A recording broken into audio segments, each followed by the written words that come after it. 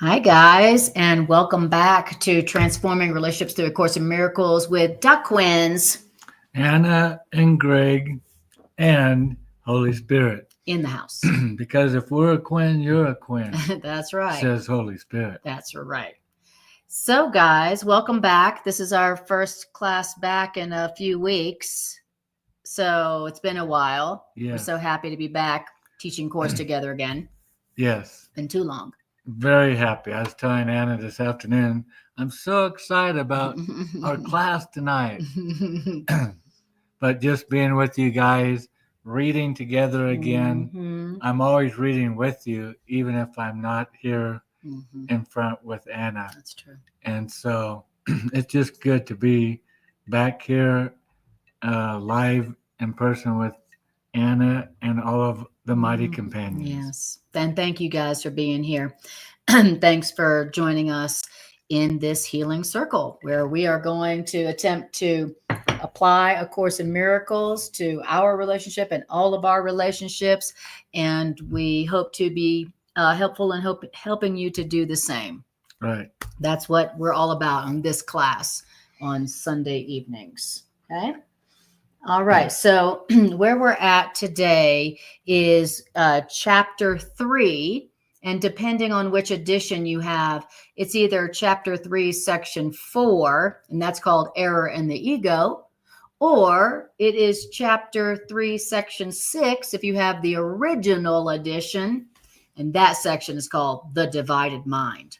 This is a very interesting section, and it has it has a lot of psychological terminology. It talks a lot about the psyche and the mind and the ego and how the mind became so divided.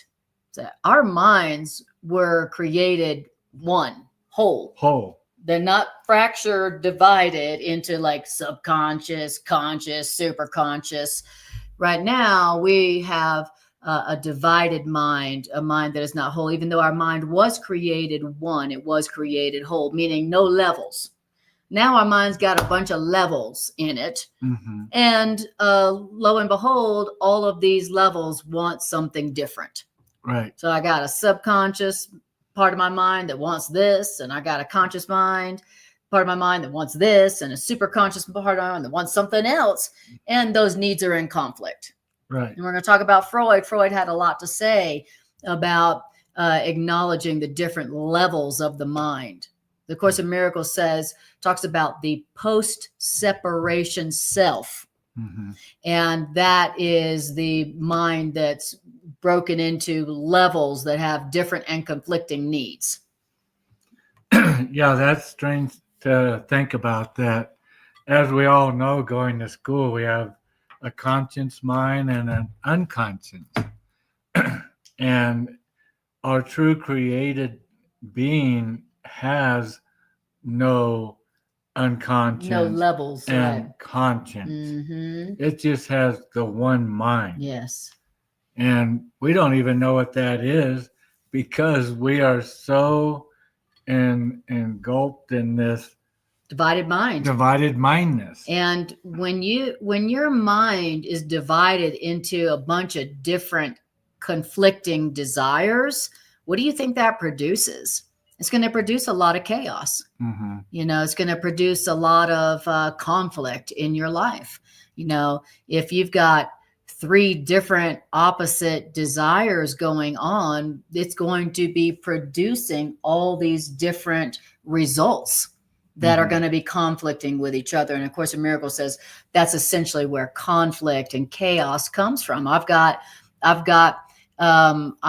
conflicting wishes. Have you ever been with somebody and they were giving you all kinds of mixed messages? And how did you feel with that person? You didn't know which way was up, Right. which is the one you really want, what do you really want? It seems like you want love, but then it seems like you want to be separate. And then sometimes it seems like you want to attack. It makes for chaos.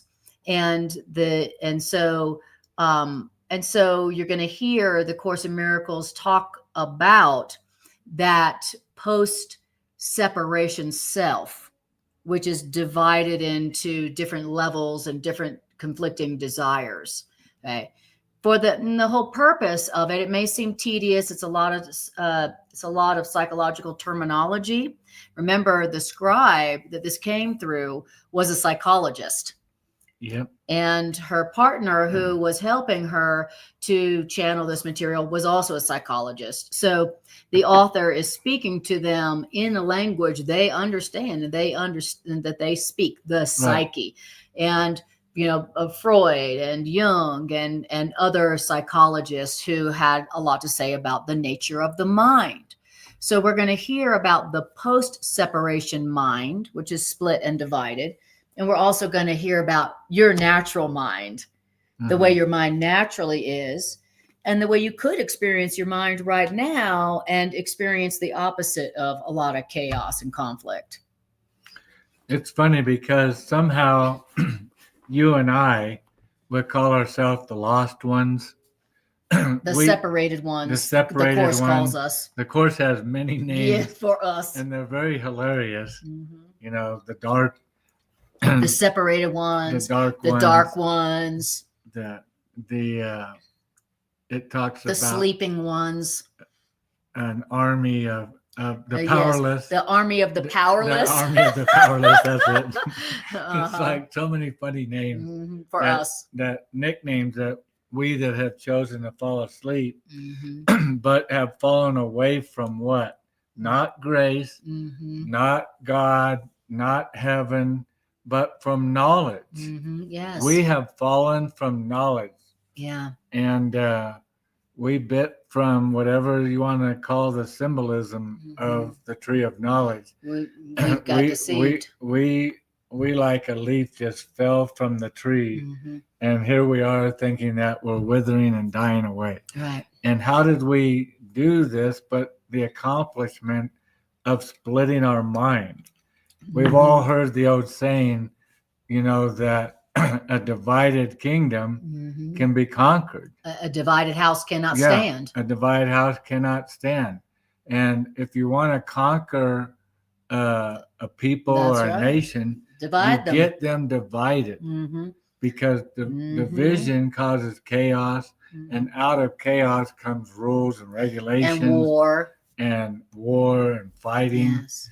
And so if you want to stir some stuff up, get split. And that's what we've done. We divided and split our minds to where we're confused. And we're always in conflict with everyone. And everything. And it talks in this section about when your mind is divided, then you can't help but be in conflict with others.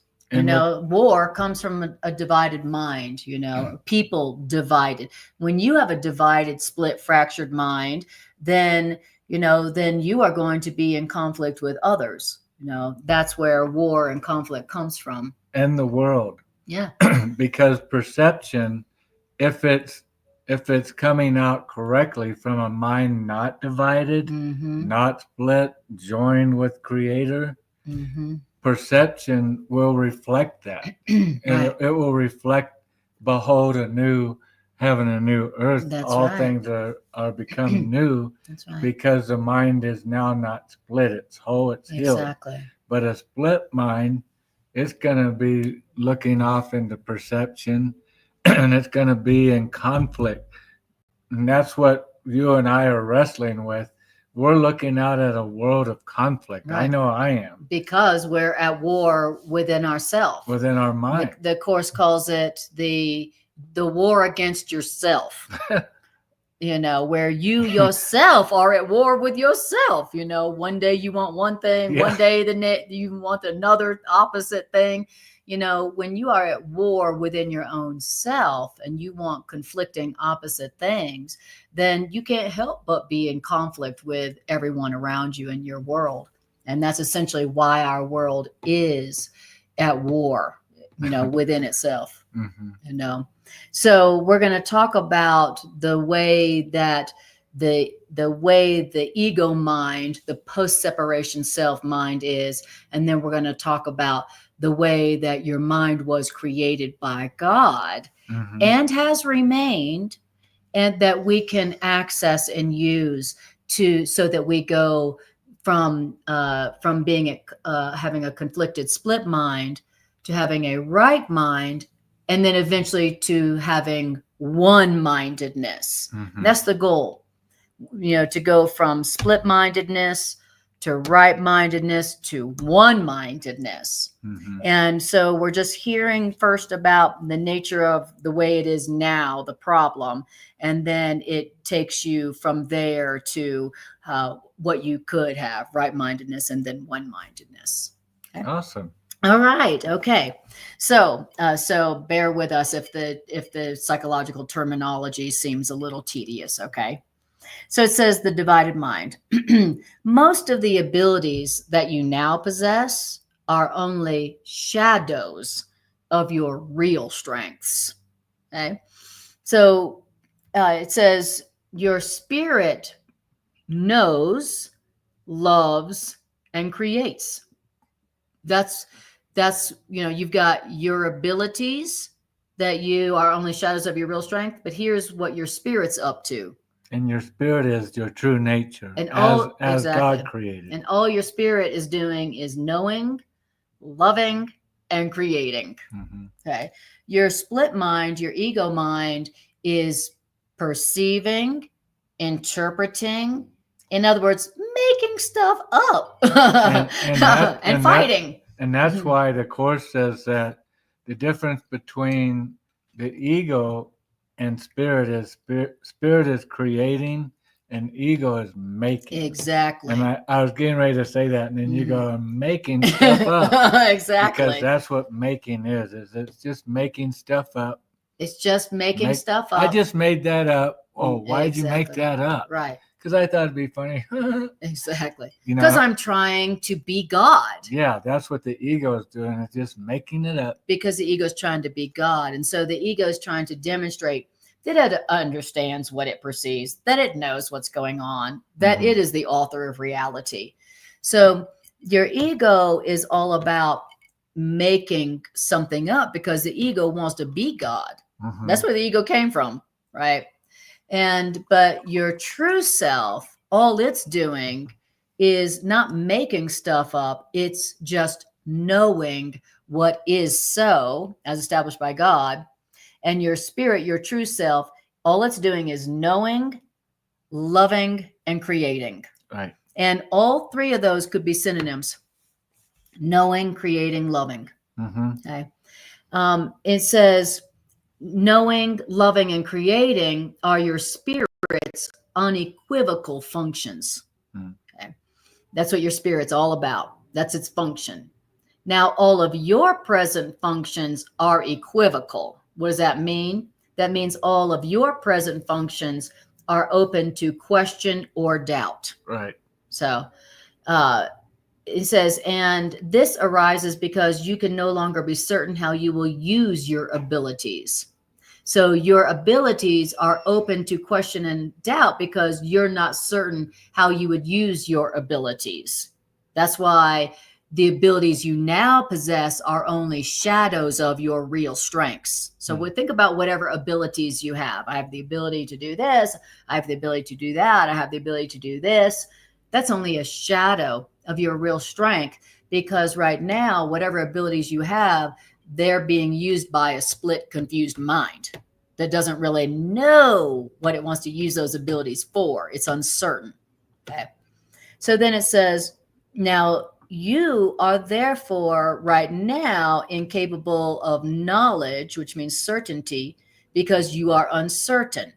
If you're uncertain, then you can't know anything. As a matter of fact, the Course in Miracles defines knowledge as certainty.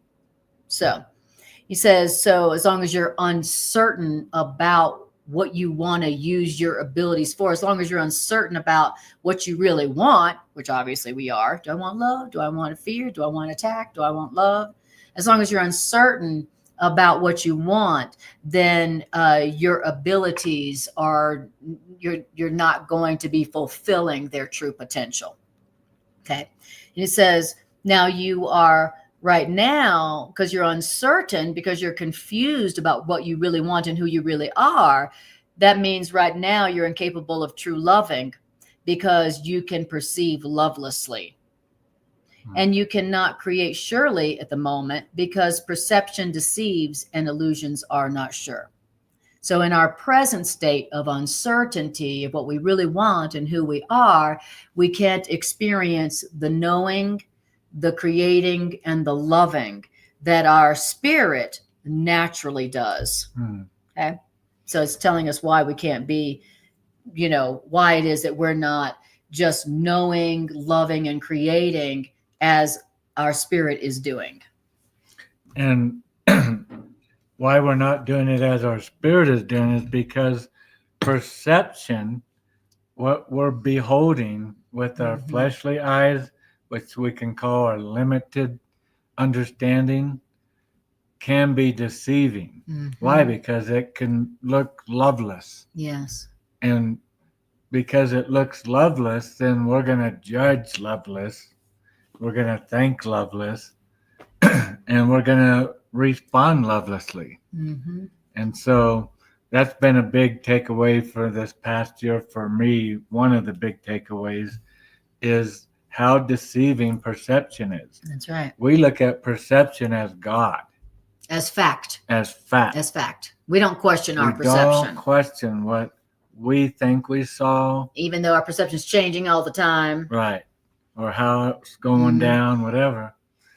We don't question that. We don't question the way we see things. We question truth. In a heartbeat. That all things are working out for good. I don't know about that. We question that. But I don't know about all things working out for good. Look, hey, come over here, Jimmy. Exactly.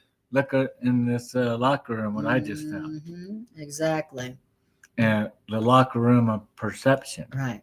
Exactly. And the Course in Miracles defines perception as interpretation. Right. So the Course in Miracles is telling us that the way you see things, the way you hear things, really is your interpretation. The way you see and hear things, that's not fact.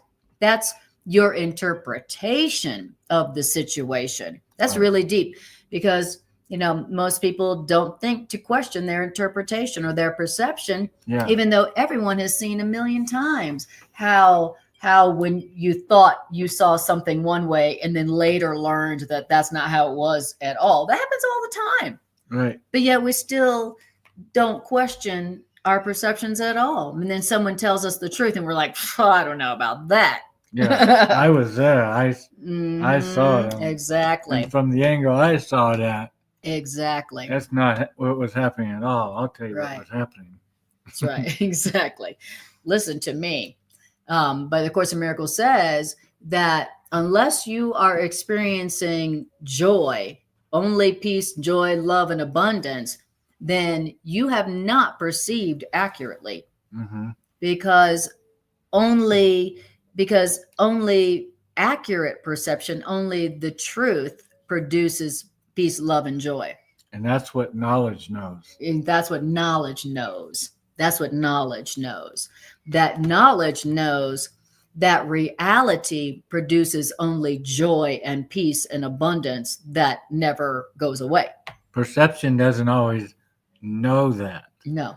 And that's why perception isn't, who we should be following. We should be following knowledge.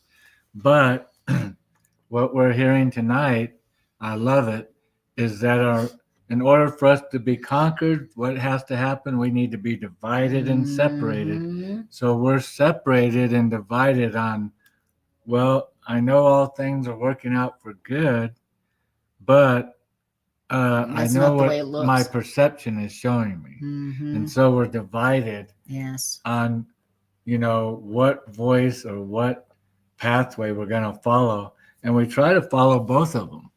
And then most of us. Yes. And then end up, in the splits. Yeah. So, okay. So that was paragraph 1. So it's beginning to teach us the difference between perception and knowledge.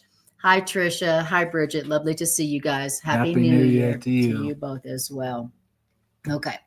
So remember, and we were talking earlier before the class about perception versus knowledge. So let's say, let's say I'm in a situation and I'm perceiving something that's upsetting me. Okay. The upset is coming from my perception. Now, if I didn't want the conflict anymore, then I would say to myself, well, I'm in conflict because of the way I'm seeing this. I'm in conflict because of the way I'm interpreting it. What does God know in this situation? I see it like this. I'm interpreting it like this. And that interpretation is not making me happy. But what does God know with certainty about me, about them in this situation? So when I want to go from conflict back to peace, then I'm going to question my perception, interpretation of the situation, and I'm going to ask, what does God know for certain about me and them in the situation right now? Right.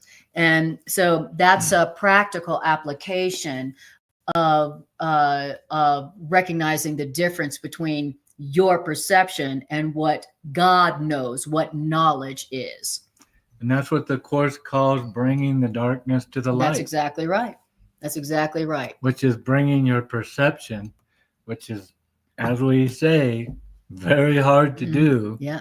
Because we don't think to question. That's right. Perception. That's right. Perception in our upbringing in this realm is not to be questioned. In fact, that's the evidence of things. That's right. But to bring perception to the truth, bring darkness to the light, is how perception gets healed, because our mind gets healed. It gets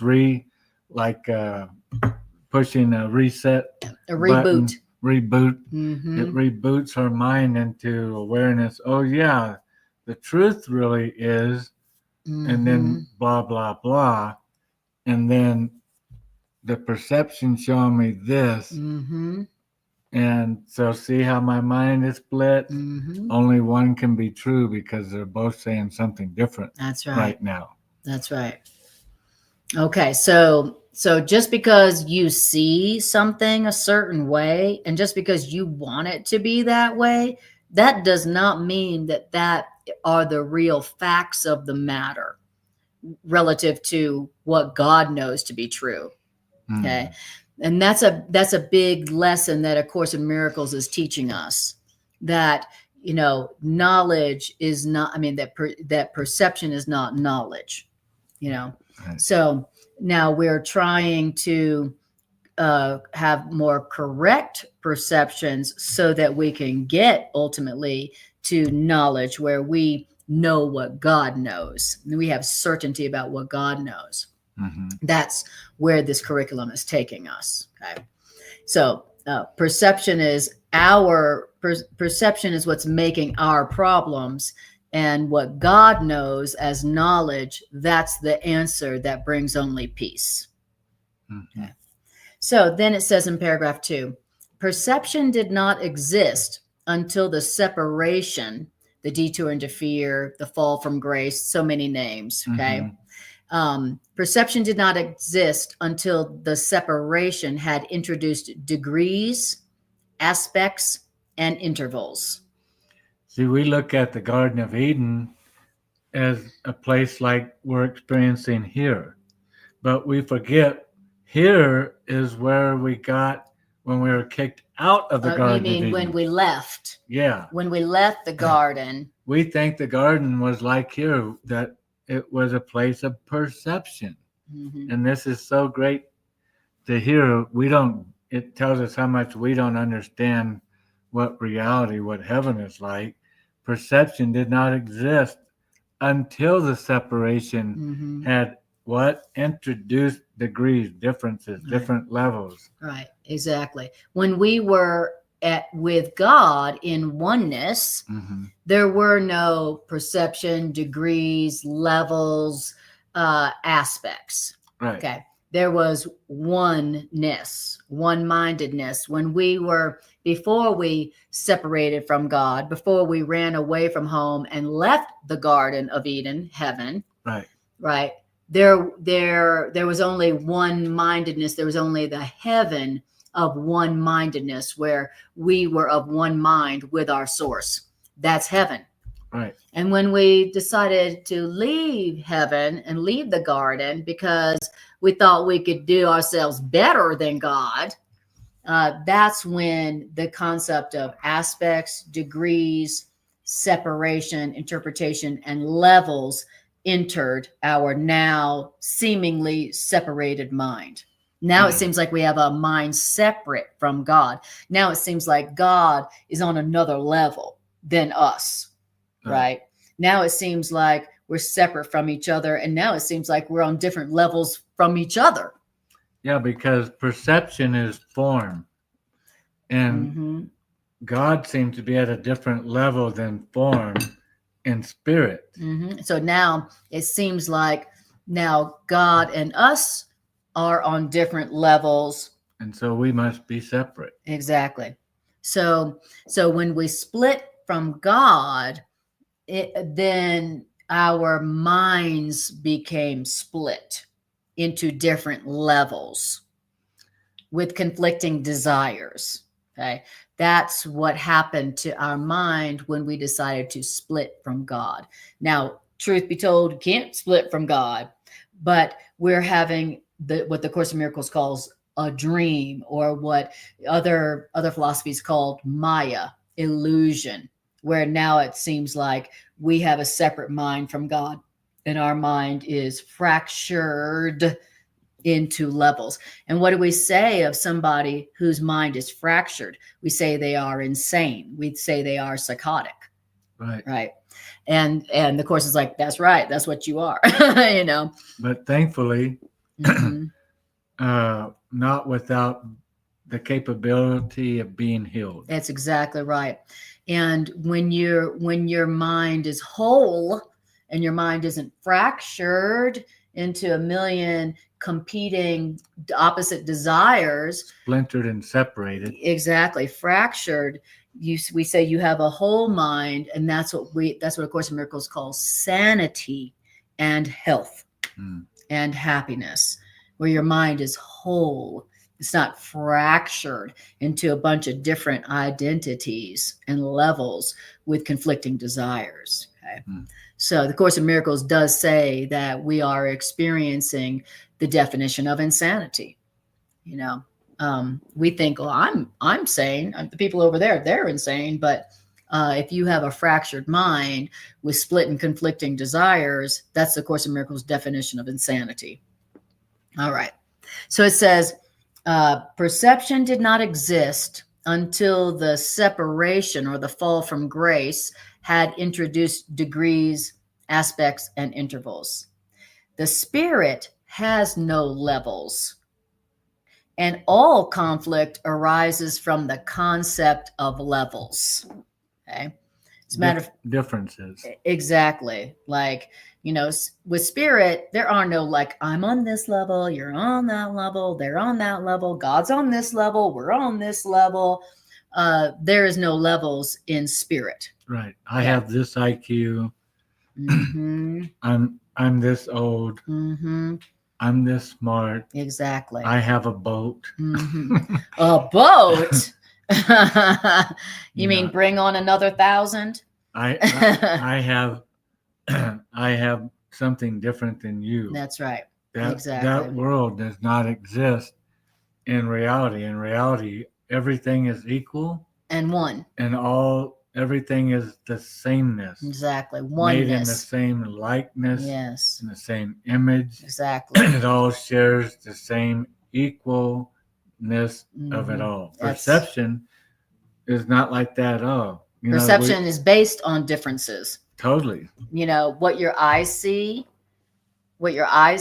literally your perception sees contrast. Right.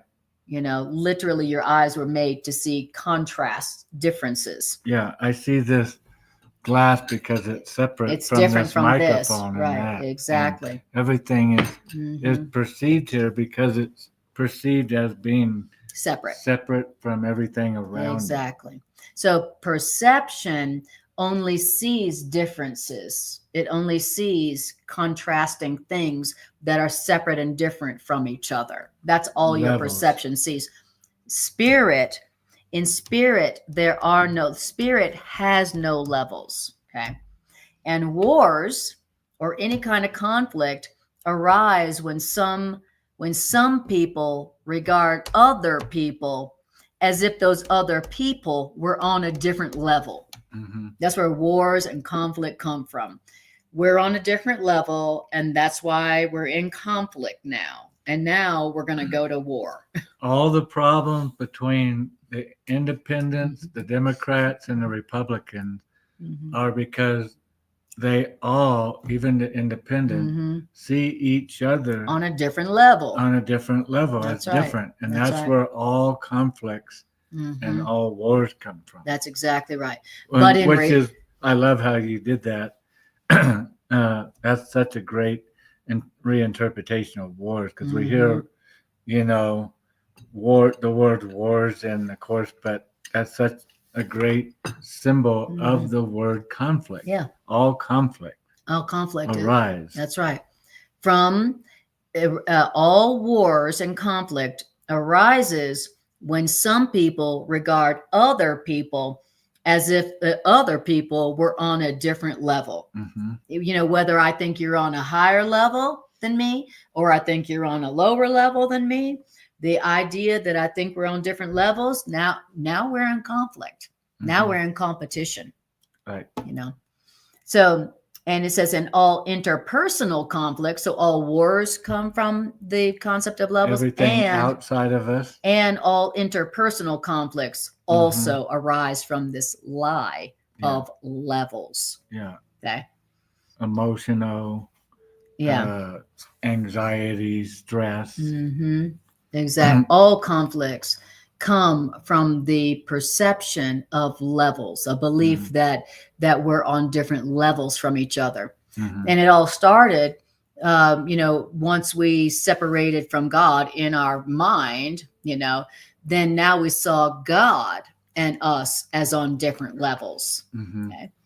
Now, only the levels of the Trinity are capable of unity, like God, the Spirit, and us. Okay, that's the Trinity. And so, those are seemingly different, but all on the same level. It says so, but the levels produced by the separation when we left God are disastrous. That's a great. There's a lot of these sentences were edited out of the blue covered edition. The levels produced when we separated from God are disastrous, because that's all we do once we separated from God, and then we saw ourselves as separated into levels from each other.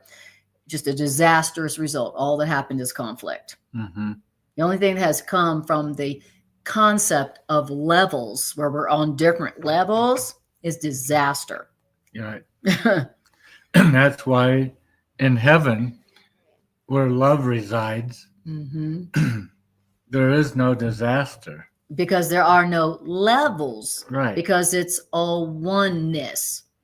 The seed of trouble is in the perception, or you could say the belief in differences. That's exactly right. And I'm different from you. You're different from me. We're separated. Maybe you're in China and I'm here in America. We're different. We're separated. That whole belief is what's causing the effect and perception to be in conflict. Yep. And I look out the world and I see a world of conflict. Yeah. Because there's this prevailing belief that everything is separated and different on on different levels. Some's greater, some's lesser. Yeah. Some's more fair and some's less unfair. All these differences. And then I wonder why I'm perceiving a world of conflict. Yeah. And also, to me, it's it's very useful in a very practical, personal level, because I can look into wherever it is I'm in conflict right now. Mhm. Do I feel like I'm in conflict with myself? Do I feel like I'm in conflict with another? Where is it that I feel like I'm in conflict Mhm. with others? Well, I could go, okay, well, I'm in conflict because I perceive that we're on different levels. Like, for instance, I think you have more than me. Mhm. And so now I have a conflict with you, or I perceive that you have less than me. Mhm. So now I'm in conflict with you because now I feel guilty, right? Or whatever. But I can immediately take this into my own life and go, where is it that I'm in conflict? Oh, that's where I'm perceiving erroneously that we're on different levels, that I'm different from them. I'm in conflict with them because I think I'm different than them. And before we get ahead of ourselves, the course has the answer to how to get out of that. That's right. Exactly. So it says the levels produced by the ego cannot but conflict. Wherever you perceive levels, those levels are going to be in conflict. Okay. The only thing that doesn't produce conflict is the knowledge of oneness. We're all equal. We're all one. Okay. Now, this is because one level is essentially meaningless to another level, All levels are meaningless to each other, to each other. to other levels. Right. In other words, the ones on this level can't relate to the ones on this level, and the ones on this level can't relate to the ones on this level. Right. They can't relate to each other. The levels are totally meaningless to each other. Okay. And what the level of my mind that desires, this can't relate to the level of my mind that desires something totally different. Even the levels of my own mind don't understand the other levels of my own mind. Right, because both levels are where they at because they believe in different levels. That's exactly right.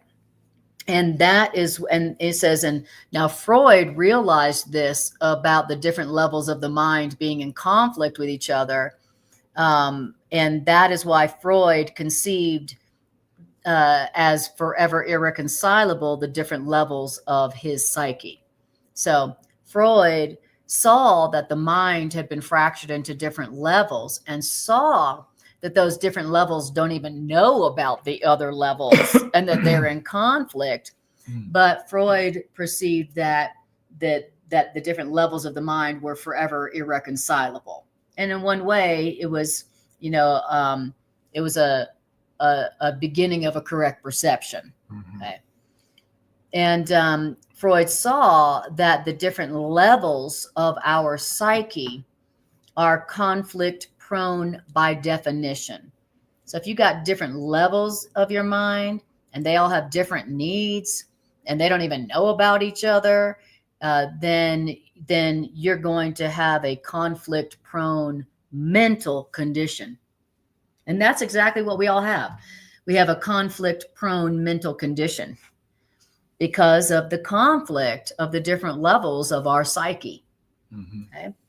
Now, and that's what makes for mental illness, right? Which then makes for physical illness. Now, it says the levels of the psyche were conflict prone by definition because the different levels of your psyche want different things, and the different levels of your psyche obey different principles. Mm-hmm. Like, for instance, Freud's id was the part of your psyche that obeyed a different principle, and that principle was called the pleasure principle. And it didn't follow any rules but the pleasure principle. Does it feel good? I'm going to do it. Mm-hmm. That was what Freud called the level of the mind called the id. We didn't, do I want it? Does it feel good? Then I'm going to do it. Okay. Mm-hmm. Whereas the other level of the mind called the conscious mind is like, well, yes, I do want that pleasure, but if I do it, then this might happen. That's against the law. So maybe I won't do that right now, or blah, blah, blah. Okay. So the conscious mind, the different level, obeys a different principle called, well, let me think about this and other people and da da da da da. Okay. So they often have two different agendas. That's exactly right. They want different things. They have different agendas, and they obey different principles. The id is just like, I want it. I'm going to take it. That's my goal, and that's my agenda. That's it, and there's no question. Right. It's called the pleasure principle, and then the other level of the mind, the conscious part of the mind is like, well, let's think about this a little bit. And then the super conscious level of the mind is just like, I want only peace. We're all one anyway. I just want peace. So, okay. So that's what Freud knew and realized about how the mind had been fractured into different levels with different desires that obeyed different principles. Okay. So thank you, Freud, for that. Okay. Now, in our picture of the psyche, there is an unconscious level. So in our picture means in the picture of the psyche from A Course in Miracles perspective, there is an unconscious level, which should consist only of the miracle ability and should be under only love's direction. And in our picture of the psyche, there's also a conscious level of the psyche, which perceives or is aware of impulses from both the unconscious and the superconscious. These impulses that come from the unconscious and these impulses that come from the superconscious level of the mind, these are the sources of the impulses that the conscious level receives. So the conscious level of your mind is receiving impulses from your unconscious and also your superconscious levels. Your conscious mind is receiving impulses from both those levels, the higher level and the lower level. Okay. Now, so consciousness is thus the level of perception, but not of knowledge. Again, to perceive is not to know. Okay? So if you're interpreting something, it means you're not knowing what it is. Okay. So there's a difference. It says, so that was paragraph 3. Okay. So we've been talking about the different levels of the psyche as Freud understood it and also as A Course in Miracles understands it. Okay. Now, paragraph 4. Consciousness was the first split that you introduced into yourself. Okay. Remember, before the separation, before you split, then you were just one mind with God, with everything. No lack, no need, no fear, no guilt, no death. Okay. And there wasn't the split off minds, the unconscious, the conscious, the superconscious. That's right. You were just a one mind, Which was pure knowledge. And heaven is a state of one-mindedness where we're not broken up and fractured into different levels that are at war with each other. Okay. Now, after you split from source, you became a perceiver rather than a creator in the true sense. Consciousness is correctly identified as the domain of the ego. Okay. So it was like you were in the oneness, one mind with God in the heaven of wholeness and oneness. And then you split your mind into consciousness. Okay. Like I'm conscious of me as separate from God, as separate from you, as separate from that plant, as separate from even parts of myself. Okay. And so consciousness is correctly identified as the domain of the ego. Jung was right indeed in insisting that the ego is not the self and that the self should be regarded as an achievement. Freud did not recognize a term we now understand that that the achievement was God's. So in a sense, the ego was a self-made attempt to perceive yourself as you wished to be rather than you are created by God. It's a great definition of the ego, and a great definition of where all conflict and pain and suffering and separation come from. The ego was a self-made attempt to see yourself as you wish to be rather than as you are. A wish to be independent, Yeah. which would require separation. Separate. I can make my own decisions and choices. I am my own separate self. My own being. I'm not, I like God, he's cool and all. Yeah, exactly. But I'm my own self. Yeah. I'm not my parent. Exactly. I'm not my parent. Hey, Greg, would you grab me some chapstick from the little holder up there when you come back? Okay. So great. I love that definition of the ego. My ego is my self-made attempt to perceive myself as I wish to be rather than as I am. So you could also say that's what my problem is. That's where this conflict is coming from. I'm in conflict right now because I am seeing myself the way I want to see myself instead of knowing myself the way I was created by my source, my author, the author of reality. And when did you see anything? You're going to be in conflict because you're separated from your chapstick. I know. Okay, well then I'll get something else. That was my ego that forgot to get my chapstick. Thank you, honey. That was my ego that forgot to get the chapstick before class. When Anna perceives in perception that she's separated from her chapstick, right. then Anna is perceiving conflict. Exactly. I am wishing to perceive myself as a body with dry lips instead of the way I was created by God, with no lips that need chapstick all the time. All right. Okay. So great. So the practical application of that is wherever it is that I'm in conflict is where I am wishing to perceive myself as I want to see myself instead of how God knows me to be, how God created me to be. So that's where my conflict is coming from. And also that's where my peace will come back to me. When I go from wanting the way I see it, which is not making me happy, to wanting to know what God knows about me, about reality. In the situation. And about the or situation. This matter. Exactly. Whatever it is. The conflict is my wish to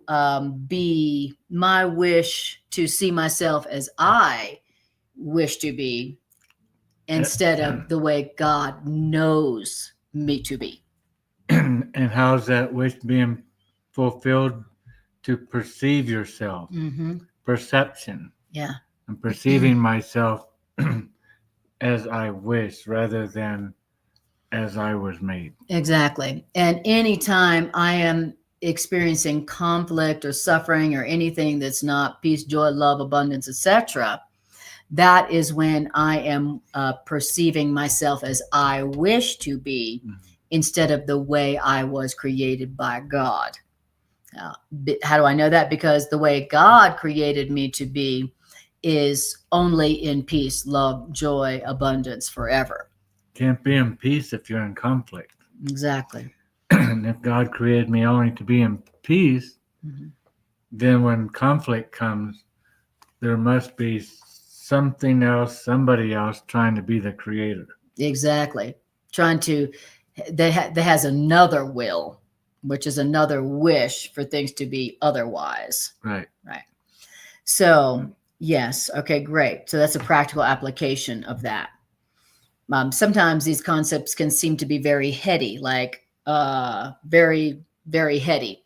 But this curriculum is nothing but a curriculum in the practical application of these healing ideas. Mm-hmm. That's what it's about. Now, it says, you can only know yourself as you are, because that is all that you can ever be sure of. What you are, what you are created to be by the one who created you, is the only thing that you can be certain of. I love it. You can only know yourself as you are. So if you're trying to see yourself as you're not, then you'll never know yourself.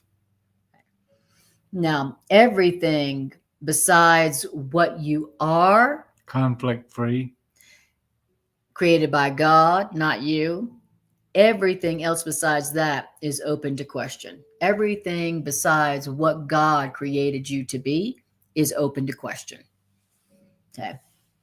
All right.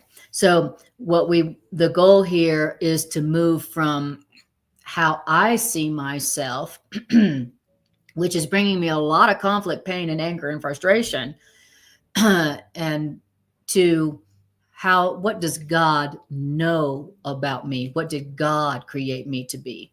You're moving from I created myself, and so how I see myself and what I am is up to me to decide, which produces only conflict, to I just want to be as God created me. I remain as God created me. All right. We're cooking along.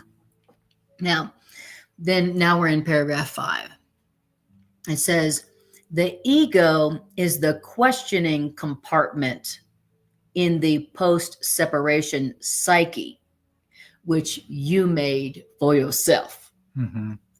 Great definition of the ego. Always questioning. Why is this happening? Mm-hmm. Who did this? Mm-hmm. Who's to blame? Mm-hmm. All the conflict. You got a lot of questions. Right. That's exactly right. How can I fix this? Mm-hmm. Who did this to me? Who's to blame? All right. Exactly. I love that. The ego is the questioning compartment in the post-separation psyche, which you made for yourself. That's such a great definition of the ego. Mm-hmm. Right. In other words, when you're in your ego, nothing's certain. Everything's open to question. You're full of doubt. You're full of uncertainty. Why is this happening to me? What's going on? What does this mean? What's happening? How long is this going to last? How long is it going to last? Who's to blame? Right. That's whereas in the spirit, when you're in your right mind, okay, there's nothing to question. All you're doing is knowing what God has established as reality, and there's no question about that. There's just gratitude and appreciation. Exactly, and a feeling of certainty and peace. Okay. When you're in your right mind, which means when you're when you're in your whole mind, which means when you're not in the questioning compartment of your post-separation psyche. Yeah. Your split mind, in other words. Your ego is your split mind. Okay. Your right mind is your one mind, where you're not questioning what you are knowing what God knows about you and about everything. Okay. Now, the ego is capable of asking questions, but not of perceiving wholly valid answers. So the ego can ask a ton of questions, but it can't perceive a true answer. Right. It's like when you're talking to somebody and they're like, why? Why'd you do that? What does it mean? Why'd you do this? What's going on? And then you give them a valid, loving, logical answer, and they can't perceive it. They're like, I don't know what you just said. Right? They can't perceive that. They can ask a lot of questions, but they can't perceive a logical, valid answer. Yeah, because the ego can't hear wholeness, Mm-hmm. it can only hear through the filter of separation, because Exactly. it's the only world That's right. that the ego understands, That's right. because it's the only world the ego made. Exactly. It's like the ego's it's like somebody asking you, who did this? Who's to blame?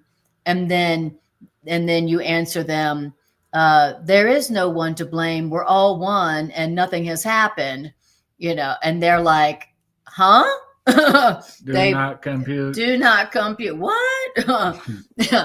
So, the ego asks a lot of questions, but when it hears an answer, a logical, meaningful answer, it just can't. Do not compute. Okay. Then it says, right, because these are of knowledge, because those valid answers are of knowledge, and they cannot be perceived by the ego. Now, the endless speculation about the meaning of mind has led to considerable confusion, because the mind is confused. Okay. So the ego mind is confused. The right mind and the one mind is certain and experiences peace because of its certainty. It's not confused. How do you feel when your mind is confused? Do you feel good? Do you feel peaceful? No. Nope. How do you feel when you feel certain about you feel great. You feel awesome. When you feel confident. Yes, when exactly. you walk in the room confident and certain. Yeah. It's like you're walking on air. Absolutely. Exactly. That's a great definition of confidence, when you're feeling certain, because you know the truth of the matter, and you feel certain, which means you feel confident. When you feel confused, it doesn't feel good. It's frightening. So when we're in our right mind, when we're confident, it's because we see everything as the same. Yeah, that's right. We're in that reality. Meaning equal, meaning oneness. Right. Now, like we were saying, only one-mindedness is without confusion. So only when I know that my mind is one within itself and one with creation and creator, only that one-mindedness is without confusion. A separated or divided split mind must be confused. If your mind is split and fractured into different levels with conflicting desires and wants, your mind can't but be confused. A divided mind is uncertain by definition. A divided mind has to be in conflict, because a divided split mind is out of accord with itself. Okay. Which is not divided, right, or split. Right. But a divided mind is out of accord within itself. So it doesn't have oneness within its own self. And so it's in conflict. Right. Exactly. It's out of accord with itself. Right. Its true self is not seeing differences. Yes. You're different than me. We're different than us. Yeah. And exactly. It just sees with certainty that we're all the same. Yeah. And through looking that way, it's back in accord with itself, because it's back into the truth. Exactly. It says, so in intrapersonal conflict, that means conflict between people, arises from the same basis as interpersonal conflict. So conflict between you and me comes from the same place as conflict within me. Right. Okay. Because in both cases, one part of the psyche perceives another part of the psyche on a different level and doesn't understand the other level in the psyche, whether it's your own psyche or somebody else's mind. Okay. That's where conflict comes from. The levels in my own mind are in conflict, or the levels in my mind are in conflict with your mind. Okay. So the perception of conflict of levels in your mind and with other minds is where conflict comes from. Now, when the different levels of your psyche are in conflict with each other, one wants to do one thing and the other one wants to do something else, this makes the levels in your mind strangers to each other.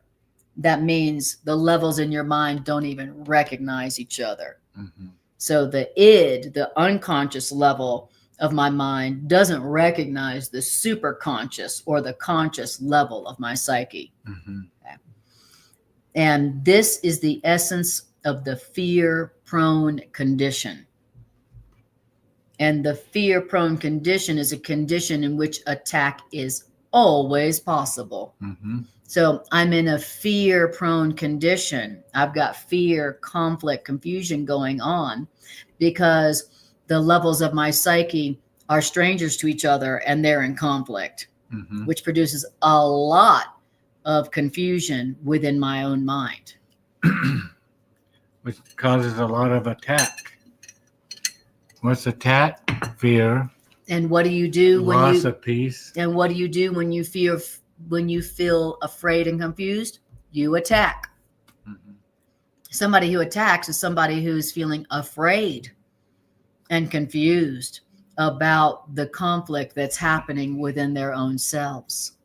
That's when you attack, Mm-hmm. when you feel afraid. You know, it says, now you have every reason to feel anxious as you perceive yourself.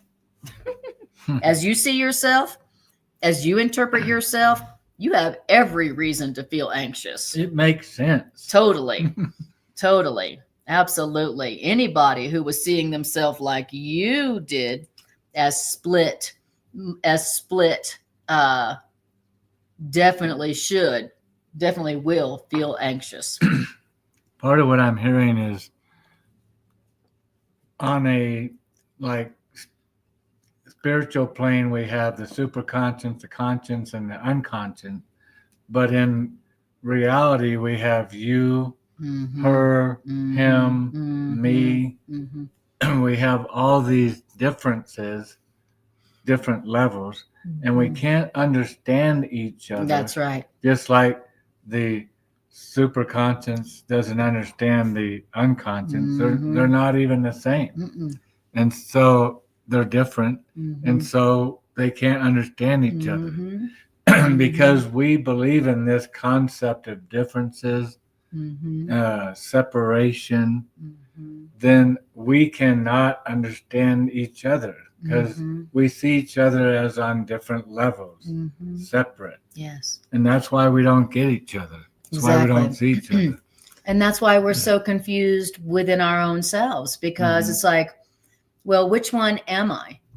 Am I my superconscious mind, Mhm. or am I my unconscious mind, that's just being guided by the pleasure principle, doesn't care about anybody else except my pleasure. Which one am I? It's Mhm. confusing. And if you don't know which one is you and you feel confused, if you don't know which one is you and the different levels of your psyche are in conflict, you're going to feel really confused. You're going to feel scared. And according to this, you're going to feel anxious.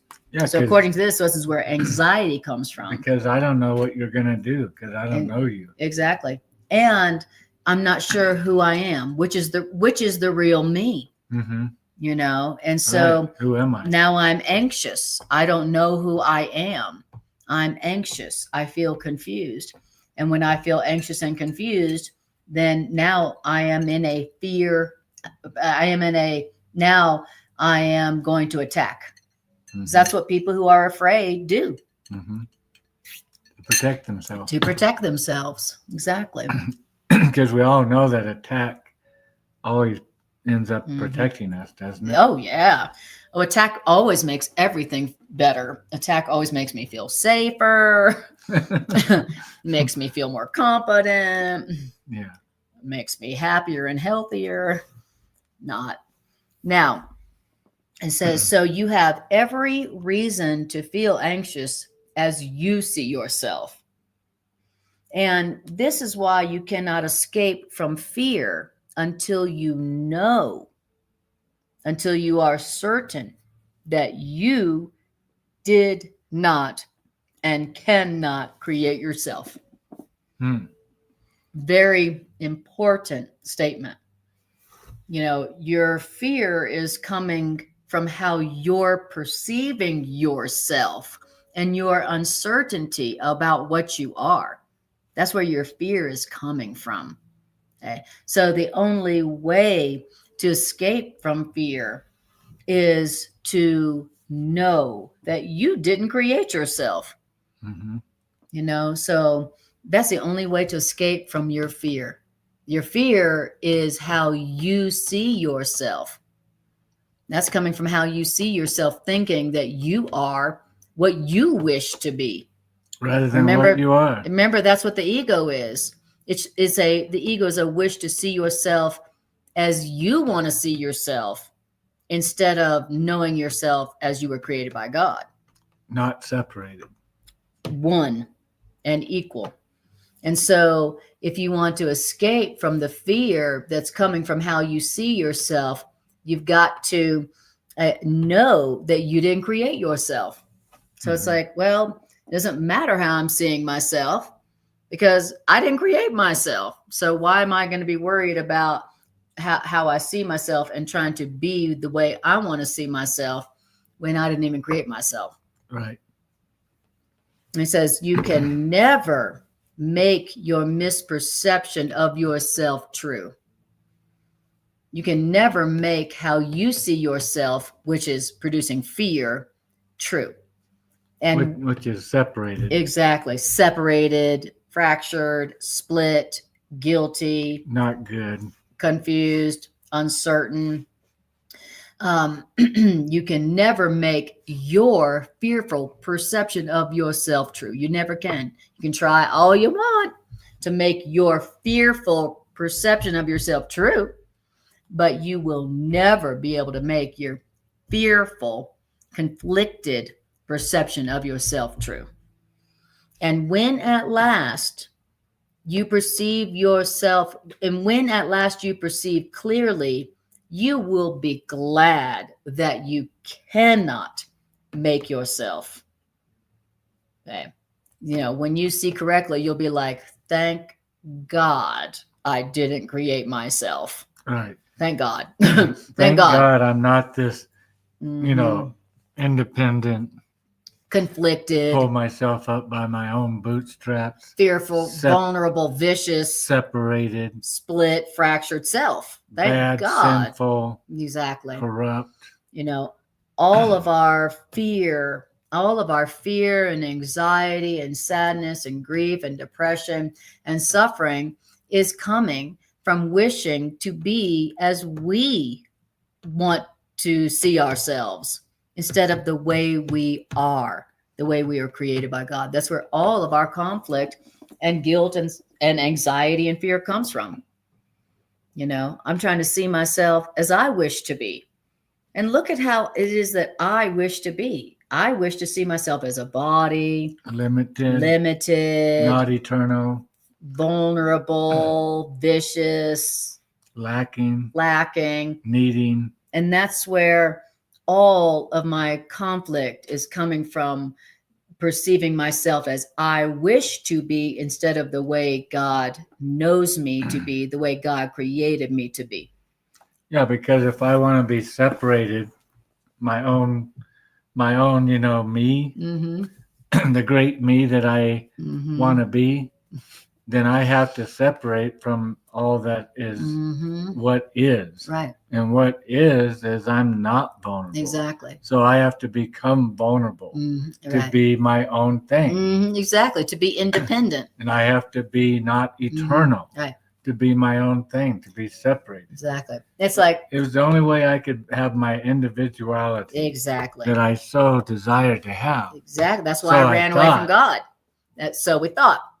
Yeah, exactly. Isn't it interesting that we would rather be vulnerable, mortal, suffering, lacking in conflict, and but independent, then be happy and be one. Mm-hmm. It's like I'm willing to die to be my own independent, unique, separate self. Wow. That's deep. That story about the prodigal child that ran off. What did the prodigal child do? For initially was squander all their wealth, which is squandering everything we had. Yes. To be able to be, see you later, parent. Yeah. Creator. I'm my own self. Yeah. I'm gonna go do my own self. individual, I'm gonna do my own separated thing. I don't need you. See how smart I am? I can squander my inheritance, all I want. See how separate and individual I am? Yeah. It cost me is everything. Like there's a line in here that I love that I'm not going to remember exactly, but it's saying that I would rather be a sick and suffering independent self than be a child of God in heavenly oneness. I'm willing to suffer the cost of the cost of the live separation, just to not be in the heaven of oneness. The Course in Miracles defines heaven as a state of mind of oneness with God, oneness with all of creation, one within my own self. The Course in Miracles defines that as heaven. No need, no want. No need, no want. And because we desire to be independent, being our own self, our little self, then we have to give up no need or want and have need and want. Exactly. And so what more perfect than thinking that we're a body, very needy, very wanting. And believing that we're different from others, meaning on different levels from other people. Which is why we gave ourselves separated different bodies. Yeah. So in the situation where I'm experiencing conflict and confusion within myself, or I'm experiencing conflict with another person, again, when I want to escape that conflict and that fear, what I want to do is I want to shift from the way I've been seeing myself, even though I think I'm right, and shift from like, I'm right about the way I'm seeing myself, and shift from there into God. What do you know about me? What did you create me to be? You're the one who created me, not me. Why am I defending so intensely my perception of myself when I didn't even create myself? Let me go to the one who created me, the authority. The one who created me is the one who would know best, right? Who and what I really am. And so you would shift from, the way you are seeing yourself, which obviously is not producing peace and joy, it's producing conflict, to shifting to God. Well, you're the one who created me, so you would be the one who would know the truth about me. So what do you know about me, God? What did you create me to be? So you shift from the error of believing you created yourself and all the conflict that produces, to remembering you did not create yourself, and now you're asking your true authority, the one who did create you, the truth about yourself. So that's a practical application for how to escape that fear that believing that you created yourself has brought you. All right, so now we're in paragraph 7. It says, right-mindedness is not to be confused with the knowing mind, because right-mindedness is applicable only to right perception. So there's right-mindedness, and then there's the knowing mind, or there's knowledge.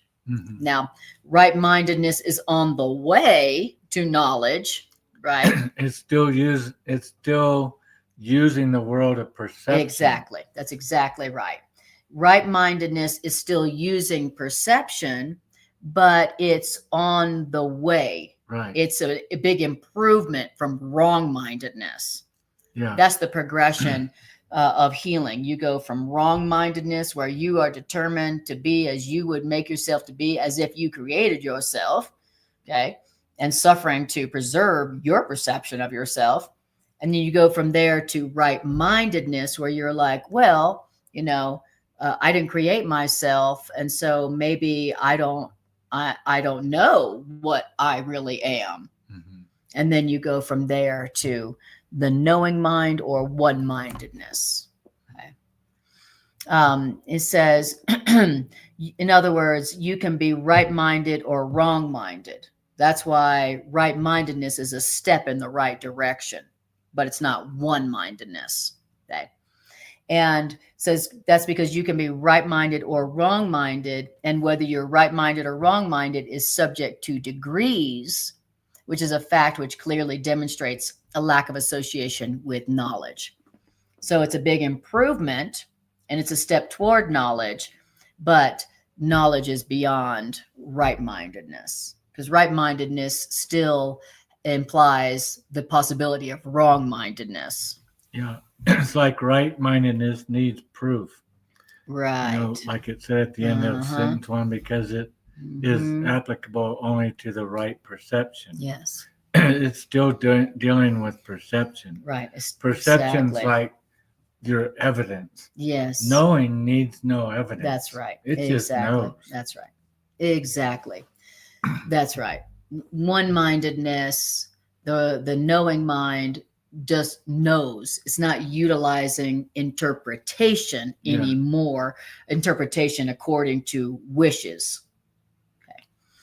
Now, then it says, the term right-mindedness is properly used as the correction for wrong-mindedness, and right-mindedness applies to the state of mind which induces accurate perception. Mm-hmm. So you go from wrong perception to accurate perception, and then you go beyond perception to knowing, which is where it's really at. And remember, a synonym for knowing or knowledge is certainty. While you're still using perception, wrong perception or correct perception, you still got uncertainty. Knowledge is where there is no belief or interpretation or uncertainty. There's just knowledge. There's just certainty of the reality as established by God. And the Course is always talking to us and giving us illustrations of how we're going to wake back up to reality. Yes. And this is another explanation going on here, right-mindedness, which the Course also talks about it as we go from a world of nightmares to a world which the Course calls of happy dreams. Yes. Now, happy dreams is the stage of right-mindedness where we're still using perception as our evidence for what's really happening. Right. But our perception is changing because our mind is changing over to right-mindedness. Well, the truth is my brother is always innocent. And so... And we're equal. And we're equal. And we're the same. And it's impossible that they not have peace and that I do have peace. Right. But it's possible we both have peace. These things are true, and it brings me back to right-mindedness. And then perception will start slowly changing as our mind slowly changes to healing, to truth. Yeah. And then God takes the final step where there's only knowledge. Yeah. Which means certainty. Yeah. Beautiful. It says, right-mindedness is miraculous because right-mindedness heals misperception. And healing is indeed a miracle in view of how you see yourself. Right. So when you experience healing or right-mindedness, that's a freaking miracle relative to how you've been seeing yourself. Only the sick need healing. the spirit, who you really are, doesn't need healing, but the mind does need healing.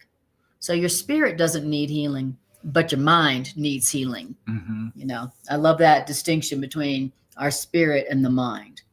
Right now my mind is split, so my mind needs healing, but my spirit is always one. My spirit doesn't need healing. It's always one. My spirit is always, it has the knowledge of how it was created by God. It's not ever questioning, was I created by God? Did I create me? Am I okay? The spirit isn't questioning. Your spirit is always knowing how it was created by God. It has certainty about God created it and how God created it to be perfect. Only the mind is questioning, which means only the mind needs healing. Only the mind is thinking that maybe it created itself instead of God creating it. Okay.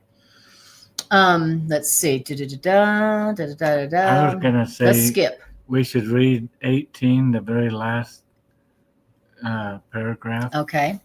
That's a big skip. Okay. But you Let's can do always that. go back and read in That's between right. Let's everybody. do it. All right. But okay. It's a great so summary. Great. So we'll do paragraph 18, which is the last paragraph. Okay, as a summary before we end the class. Great idea. Okay, so we're skipping to paragraph 18, which starts with only your misperceptions. Only your misperceptions stand in your way. Only your misperceptions, only your misinterpretations stand in your way. Because without your misinterpretations or your misperceptions, without them, your own choice is certain. Sane perception induces sane choosing. Now, A Course in Miracles, the healing plan of man, was an act based on true perception. And then our teacher says to us, I cannot choose true perception for you, but I can help you make your own right choice for true perception. The quote, many are called, but few are chosen, should read, all are called, but few choose to listen. And when it says few choose to listen, it means they do not choose right. The so-called chosen ones are merely those who choose right sooner. I love that. I love that. I've been seeing so many YouTube video titles, Chosen One. I listen to these videos, Chosen Ones. Right. But this gives a definition of what the chosen one is. Exactly. They're merely the ones that choose rightly sooner. Yeah, and they're the ones who choose right perception sooner. And how do they do that? Well, they don't do it on their own. The first thing they do, according to what we heard, is they recognize that they did not create themselves, which means that their reality is not theirs to decide. Their reality is not theirs to make up according to how they wish themselves to be in any given moment. Right. That's the first part about how the ones who choose right sooner actually choose right. They go, I didn't create myself. And so instead of wasting time with my perceptions of myself, me who didn't create myself, and me whose own perceptions are making me unhappy, let me go for what does God know about me? God who created me. That's great. Recapitulating what we just re-encapsulating what we just went over reading. That's perfect. Beautiful. And it says, the so-called chosen ones are merely those who choose right sooner. They go for God's knowledge of them instead of their misperceptions about themselves, which are making them unhappy. That is the real meaning of the celestial speed up. You know, it means enough of us choosing right sooner. Now, strong wills can choose rightly now. And those who choose correctly now, they will find rest for their souls. So how do you find rest for your soul? Choose to go for God's knowledge of you, God being the one who created you, instead of your misperceptions about yourself, which is making you afraid and unhappy. God knows you only in peace. And so peace is your reality. God created you and knows you only in peace. So guess what? Peace is your reality. So if you're not experiencing peace, that means you are wishing yourself to be how you would have yourself to be instead of the way God created you to be. If you're not experiencing peace, then all you can be doing is misperceiving yourself instead of knowing yourself as God created you to be. Because God created you in peace. The next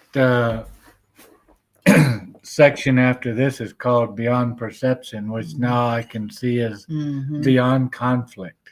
And one of the things that I wanted to personally encourage everybody tonight as a reminder is Anna and I have, as we said, made a commitment earlier this year that we were going to read as often as we could every evening. An hour, at least an hour a day. Yeah. And we were making the comment before class tonight, and it's really true. It's just doing that, making that commitment, doing that, putting it into application, you know, reawakening yourself like every day, just pumping reality into your being, into your back into your mind. What God knows. And Anna was saying, as we were setting up, and that doing that one thing in 2024, doing that one thing is life-changing. Life-changing.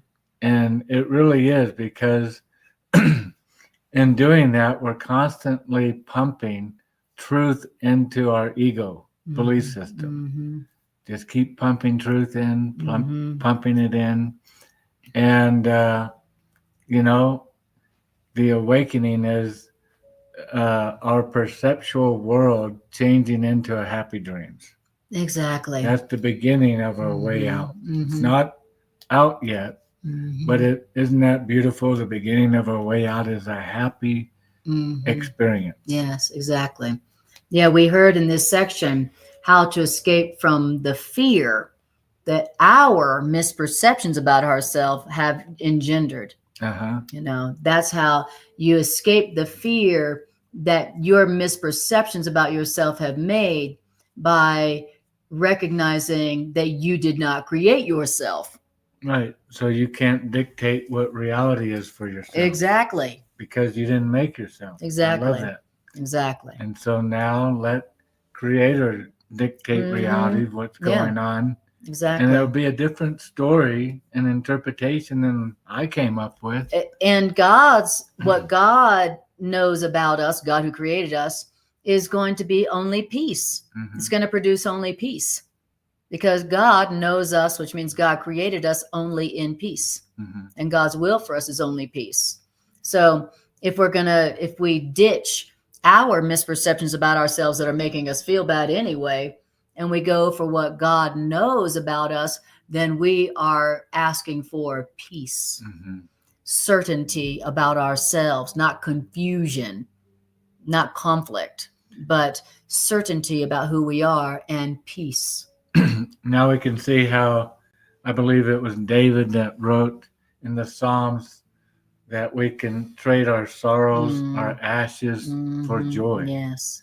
Because we're trading what we believed I created myself, and so this is my reality, for which is creating sorrow in exchange for. Let me back up here a second. Okay, I didn't create myself. God, you created me, and so you must know what my reality here That's is. right. What is it? Oh, it's peace. Wow. Who knew? Who would have guessed? My Who would have sorrows guessed? for joy. Exactly. Beautiful. All right, guys. Well, All right. thanks for joining. This was awesome. Thanks for being here. Thanks for your comments. And if you would like to increase the strength of these ideas as they go out into the world, then like, share, and subscribe. That tells the algorithm that this content is important and it pushes it out to more viewers. And what ideas could be more helpful for bringing about world peace than these ideas? So like, share, and subscribe and strengthen these ideas in the world out there. And we appreciate that very much. I thank you, and the world thanks you for doing that. All right, guys. Appreciate you all, and we'll see you next time we see ya.